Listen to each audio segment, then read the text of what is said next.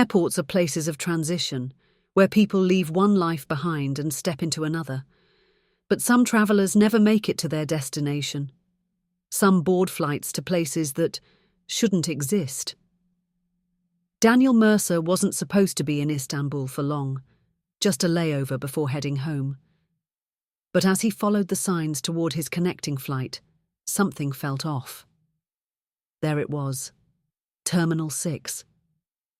He hadn't noticed it on the map earlier, but now there were signs pointing him toward it at every turn.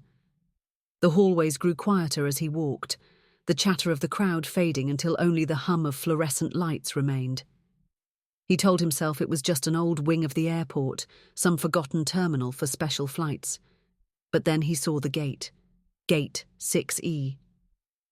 The number flickered on the screen, glitching between languages, displaying flight information he didn't recognize. The destination, elsewhere. Passengers sat in stiff, motionless silence. Their faces were slightly blurred, their eyes fixed forward, unblinking. A cold, artificial air filled the space, stale and wrong. Even the chairs felt different, too rigid, too smooth, like they had never been sat in before. Daniel turned on his phone, but there was no signal. He tried to retrace his steps, but every hallway led him back to Gate 6E. A boarding announcement crackled overhead. The voice was garbled, stretched, as if spoken from underwater. Now boarding, Flight 000, final call, one-way ticket. The passengers stood in eerie synchronization and moved toward the jet bridge. Their steps were slow, mechanical. Not a single bag, not a single blink. Daniel backed away, heart hammering. "Excuse me," he called out. "Where does this flight go?" A flight attendant turned to face him, her smile too wide, her lips parting just a little too much. "Don't you remember? You bought a ticket. It's time to board." Daniel shook his head. "Number, there's been a mistake. I need to get out of here."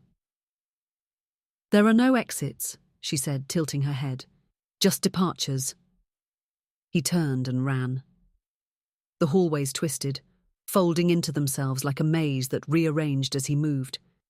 Every corridor led back to Gate 6E. The passengers were watching him now, silent, waiting. Daniel slammed his hands against a glass door. Beyond it, he could see the real airport, the bustling terminals, the familiar screens, the people moving naturally. He pounded on the glass, screaming for help, but no one could hear him. Then, the reflection in the glass shifted. The passengers were no longer behind him. They were beside him. He turned. Darkness swallowed everything. The next morning, Daniel's luggage was found unclaimed at the airport. Security footage showed him walking into the corridor toward Terminal 6. But there was no Terminal 6.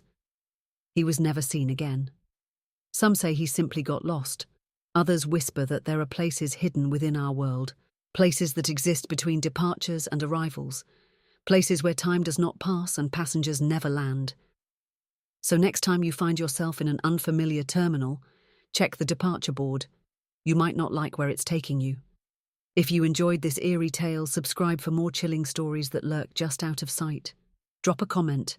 Have you ever felt like you were somewhere you weren't supposed to be? And if you dare to take a one-way flight to the unknown, hit like. Until next time, keep your eyes open and your feet on the right path.